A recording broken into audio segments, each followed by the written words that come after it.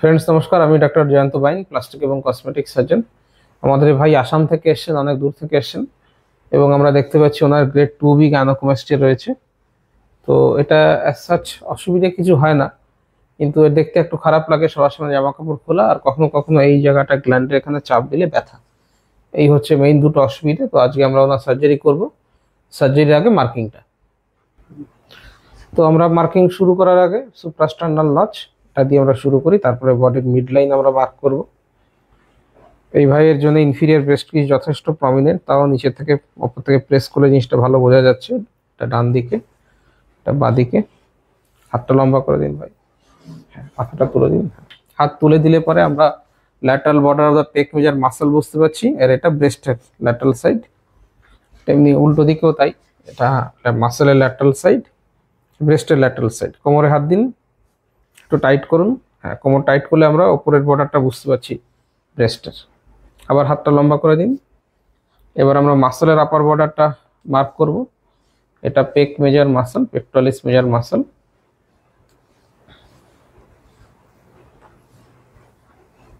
Square shaped. আর ব্রেস্টের টিস্যুটাকে আমরা গোল করে আঁকবো, এটাকে রাউন্ড মার্কিং করব, যাতে সার্জারির সময় আলাদা করে বোঝা যায় কোথায় ব্রেস্ট আছে কোথায় মাসল আছে, সেটা যাতে সুন্দর করে বোঝা যায়। এটা ডান দিকে মার্ক করলাম, এটা বাঁ দিকে। তো আমাদের মার্কিং কমপ্লিট হয়েছে। এটা হচ্ছে ব্রেস্ট টিস্যু, এটা হচ্ছে মাসল। একটা হাত আমরা তুললে বুঝতে পারবেন, দেখুন সেম মাসল দুদিকে এগেছে, এটা কাঁধ অবধি চলে যাচ্ছে। তো এটা হচ্ছে মাসল আর এটা হচ্ছে ব্রেস্ট টিস্যু। তো আমরা মাসলের কোনো রকম কোনো ক্ষতি বা হ্যাম্পার করব না। আমরা মাসলের ওপর দিয়ে এই বগলের এখানে চামড়ায় ছোট্ট একটা ফুটো করবো এখানটায়, সেটা দিয়ে পুরো এরিয়াটা লাইপোসাকশন করব, করে এখানে হালকা একটু কেটে গ্ল্যান্ডটা বের করে আনবো। চেস্টটা সুন্দরভাবে ফ্ল্যাট হয়ে যাবে। এবং আমরা ওনাকে আজকে, যেহেতু দূর থেকে এসেছেন, আমরা কালকে একবার ওনাকে দেখবো, দেখে উনি কালকে বিকেলে কিন্তু আসামে ফেরত যেতে পারেন। আর সার্জারির ভিডিওটা আপনারা একসঙ্গে দেখবেন। আমরা চলুন সার্জারিটা প্রসিড করি। তো ফ্রেন্ডস, আমাদের লাইপোসাকশন এবার আমরা শুরু করছি। আমরা আইডিওলার পোর্ট দিয়ে প্রথমে লাইপোসাকশন করব। তো এভাবে আমরা লাইপোসাকশন করব, পুরো চর্বিটা বেরিয়ে আসবে।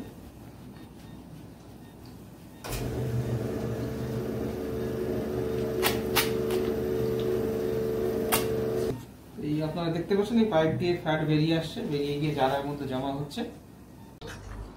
আমাদের লাইপোসাকশন কমপ্লিট হয়েছে এবং আপনারা দেখুন এই যে মাঝখানে এই যে দলা মতো আছে, এটা হচ্ছে গ্ল্যান্ডুলার টিস্যু। এবারে গ্ল্যান্ডুলার টিস্যুটাকে আমরা বের করব। তো আমরা একটা পেরি এরিওলার ইনসিশন দেবো 1 o'clock পজিশন থেকে 5 o'clock পজিশন অবধি।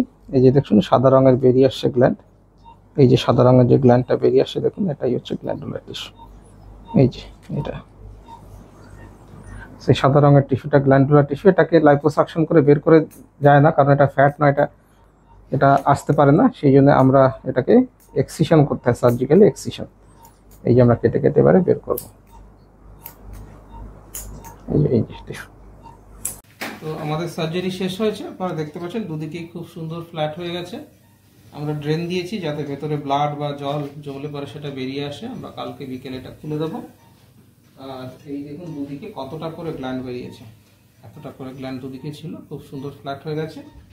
আর অ্যারাউন্ড 1200 ml মতো দুদিক থেকে আমরা চর্বি বের করেছি। সো ফ্রেন্ডস, আপনারা দেখলেন কিভাবে আমরা গাইনোকোমাস্টি সার্জারি করি, মার্কিং থেকে শেষ অবধি আপনাদেরকে দেখালাম।